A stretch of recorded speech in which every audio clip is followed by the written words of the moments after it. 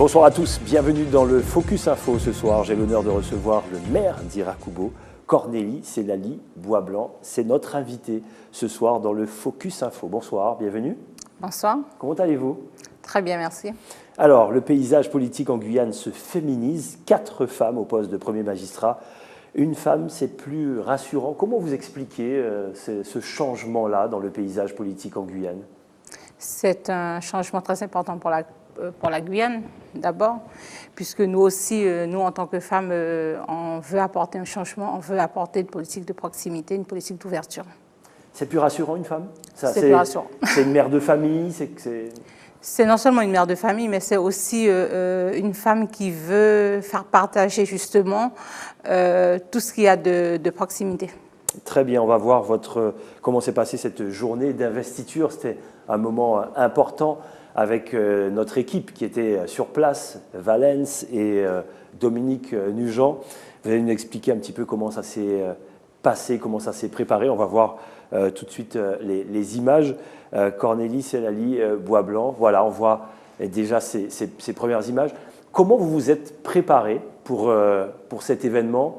Et on voit toute la culture, également votre culture amérindienne, mais également tout le monde. On va en parler tout à l'heure. Vous dites que vous êtes maire de toute la commune d'Irakubo. On va revenir dessus. Revenons un petit peu sur cet événement. Comment vous vous êtes préparé? Comment vous étiez ému, j'imagine? Très ému. Très ému. C'est vrai qu'il y a une forte participation de la population, mais aussi de la population guyanaise.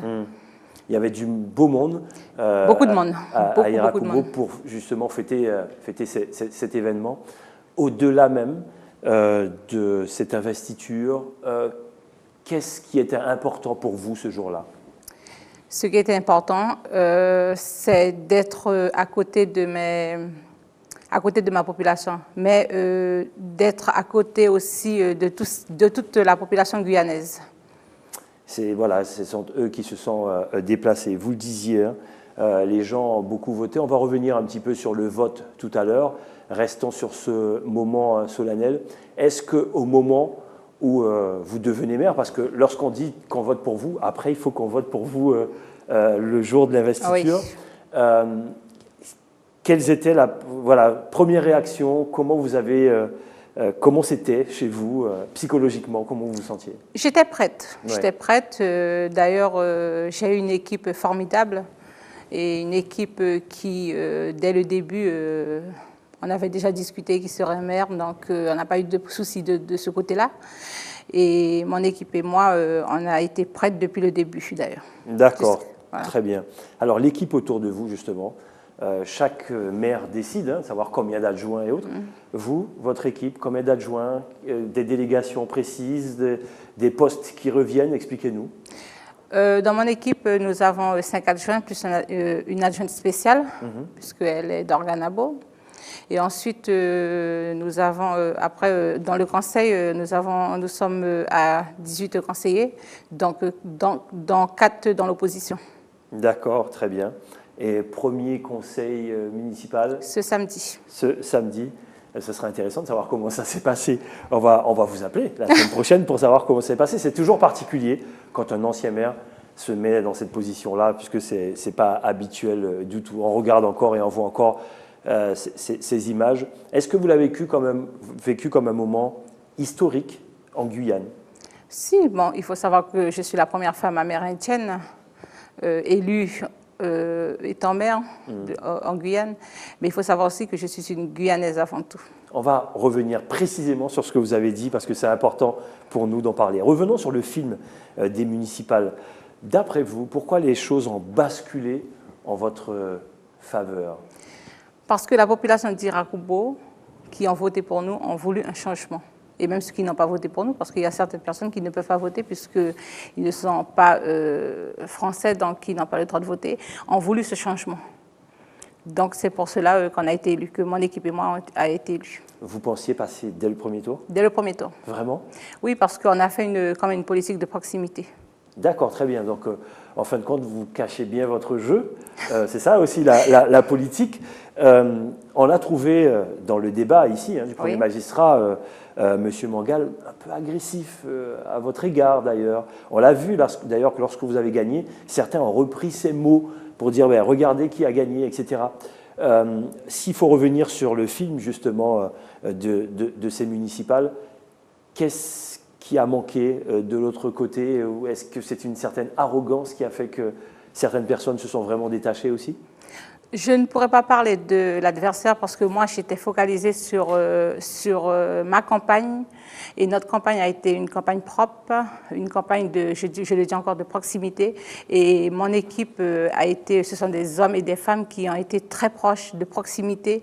Et nous avons travaillé vraiment ensemble avec mes colistiers pour qu'on puisse justement gagner ces élections. Ça veut dire que vous êtes sur le terrain, vous étiez surtout à l'écoute. Surtout à l'écoute, on était sur le terrain. Ouais. Qu'est-ce que vous entendiez justement? C'était quoi les plaintes des habitants d'Irakubo? C'était déjà que lui n'habitait pas dans la commune, mais je ne suis pas venue parler de lui. Non, non, c'est vous ce que vous entendez sur le terrain. Et qu'il n'était plus celui qu'on connaissait en 2001, en fin de compte. D'accord, très bien. Voilà. Vous étiez un de ses soutiens lors des précédentes élections.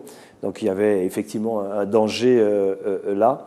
Alors aujourd'hui, vous êtes le premier magistrat. Déjà, alors juste une dernière fois, après on ne parlera plus de lui, est-ce qu'il a reconnu sa défaite? Est-ce qu'il vous a dit merci? Est-ce qu'il vous a accueilli? Comment ça s'est passé? Il ne m'a rien dit. Le jour de l'investiture, je l'ai trouvé, je lui ai dit bonjour et puis c'est tout. Donc en ce moment, c'est un petit peu froid. Maintenant, revenons un petit peu sur cette phrase. Tout le monde en a parlé, tous les médias en ont parlé. Vous dites que vous serez le maire de tous les habitants d'Irakubo, on n'en doute pas une seconde. Tous les médias parlent de première amérindienne au poste de premier magistrat. Comment vous analysez cette annonce? Vous êtes guyanaise, appuyée sur la partie amérindienne. Personnellement, je vous le dis, moi ça m'a dérangé. Et vous? Pourquoi insister à ce point, au-delà même de l'histoire? Je parle des médias qui ont mis vraiment cette chose-là. Je suis amérindienne oui, et je le resterai. Je suis fière d'être amérindienne, mais avant tout, je suis guyanaise. Et à Irakubo, il n'y a pas que des Amérindiens. À Irakubo, c'est une commune pluriethnique. Donc, je représenterai la commune d'Irakubo. Je serai maire, comme je l'ai dit, M-A-I-R-E, de la commune, de la population d'Irakubo. Que les personnes aient voté ou n'aient pas voté pour moi, je suis élue, je suis maire de la commune d'Irakubo. Les messages venaient de partout. Quels ont été les messages qui vous ont le plus touché ou des personnalités qui sont venues vers vous? Qu'est-ce qui vous a touché lors de ces investitures ou des remerciements éventuels? Déjà, j'ai eu une pensée pour ma maman qui nous a quittés il y a 3 ans de cela.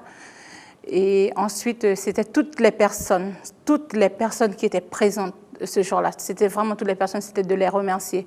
C'était aussi de remercier toute l'organisation, de remercier mes coachs qui m'ont vraiment, vraiment aidé, mes coachs en communication. Et ensuite, c'est aussi de remercier l'équipe Irakubo Levé, le comité d'Irakubo Levé qui vraiment, grâce à eux, que j'ai pu être élue aujourd'hui. Depuis quand vous préparez, on va dire, cette ascension-là, le fait de vouloir vous présenter à l'élection municipale à Irakubo? Quel a été ce déclic-là? Depuis le mois de mars, de l'année dernière, quand j'ai quitté la mairie. J'ai dit à M. Mangal, d'ailleurs, j'étais dans son bureau, je lui ai dit que puisqu'il a dit que personne n'osera se présenter devant lui, contre lui. Donc je lui ai dit que moi, il n'y a pas que des incapables à Irakubo, moi je mènerai une liste et je me présenterai contre lui. Alors, avant cette fameuse phrase-là, en amont, j'imagine que vous vous préparez, vous discutez avec des gens. Comment vous y allez? Comment vous dites j'y vais? Non, pas du tout, non. Non, puisque je faisais partie de l'équipe.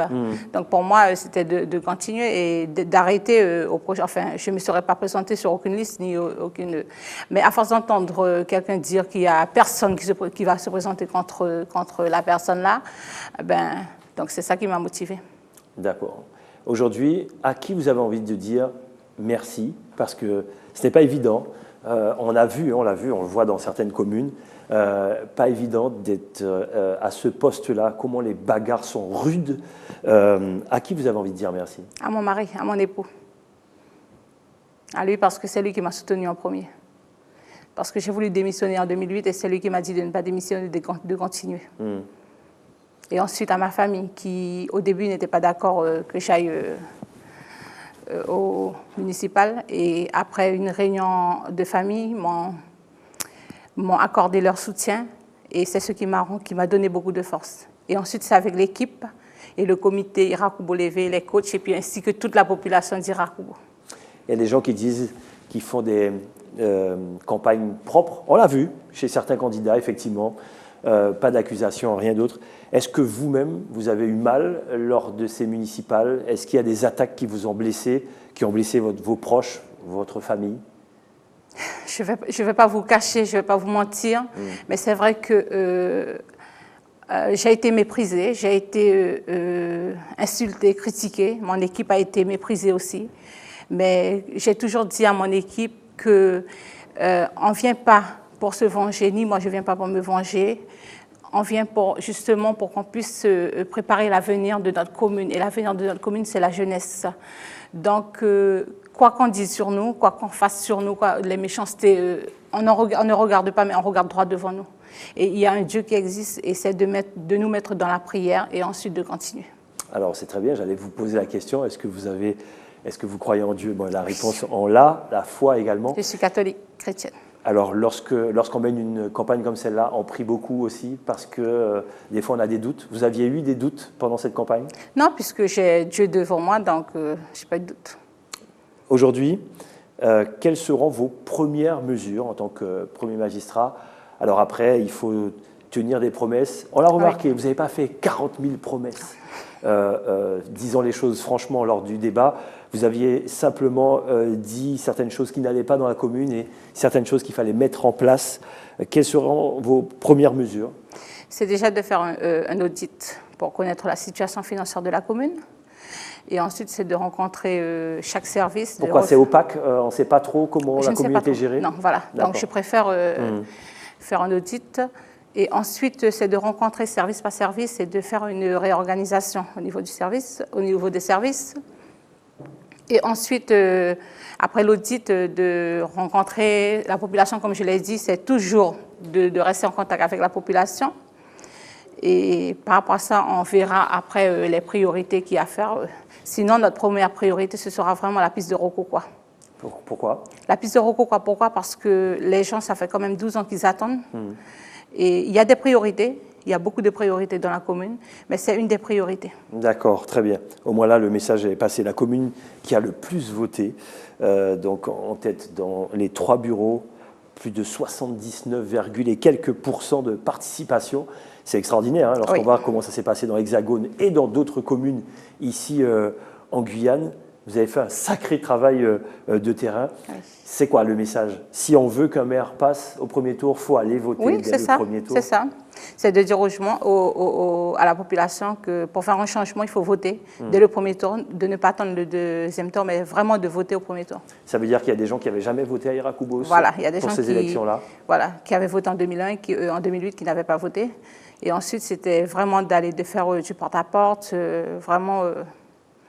On parlait de basculement, parmi les premières questions, d'après vous, qu'est-ce qui a basculé? Est-ce que, parler de changement également dans le paysage politique en Guyane, est-ce que le changement, ce n'est pas la jeunesse également, la jeunesse d'Irakubo qui, eux, n'ont pas forcément grandi avec un maire, enfin, ils n'ont connu peut-être qu'un seul maire, mais n'ont pas le même rapport, on va dire, avec le maire. Si certains maires ne vont pas vers eux, ne sont pas forcément sur le terrain, est-ce que ce n'est pas la jeunesse qui a fait basculer également à Irakubo, je ne sais pas? C'est la jeunesse, je dis, c'est la jeunesse, mais il y a aussi la population qui a voulu ce changement. D'accord. Mais c'est vrai que la jeunesse a beaucoup voté. Alors, on n'est plus dans le débat, on est tranquille, on a apaisé. Quels sont les atouts forts d'Irakubo? On en parlait la dernière fois, effectivement, avec le grand témoin, lorsqu'il disait tous les atouts d'Irakubo qu'il faut remettre effectivement en avant. Moi, j'ai retenu effectivement le four pour le couac, etc. etc. C'est vrai que c'est bien d'emmener ses enfants, voir comment on fait du couac, savoir avoir des pôles comme ça d'attraction, d'attractivité pour les enfants au niveau de l'agriculture. Qu'est-ce que vous allez remettre en place, tout ça, dans Irakubo? Comme je l'ai dit, il y a beaucoup de choses à remettre en place. Il y a le tourisme, par exemple. Il y a des jeunes qui ont eu leur CAP touriste et qui sont restés à côté. Donc, il faudra vraiment tout reprendre au niveau du tourisme, de l'Office du tourisme. Et ensuite, il y a aussi dans l'agriculture, il y a tellement de choses à faire. Il y a, par exemple, les aménagements pour la crique de Morpio. Il y a plein de choses à faire.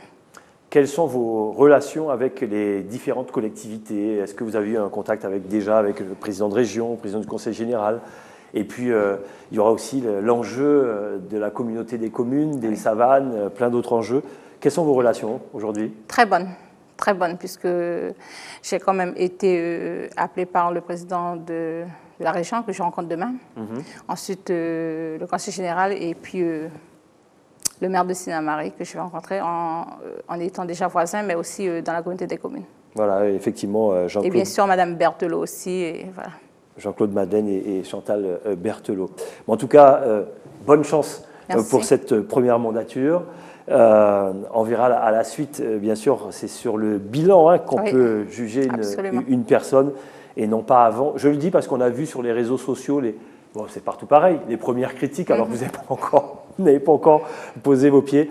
Mais bon, on le sait, on l'a vu dans toutes les communes. Laissez les gens travailler, s'il vous plaît. Cornélie Célali Boisblanc, maire d'Irakubo. Ce fait un plaisir pour moi de vous recevoir dans le Focus Info. Merci beaucoup. C'est moi qui vous remercie. Et à très bientôt. À très bientôt.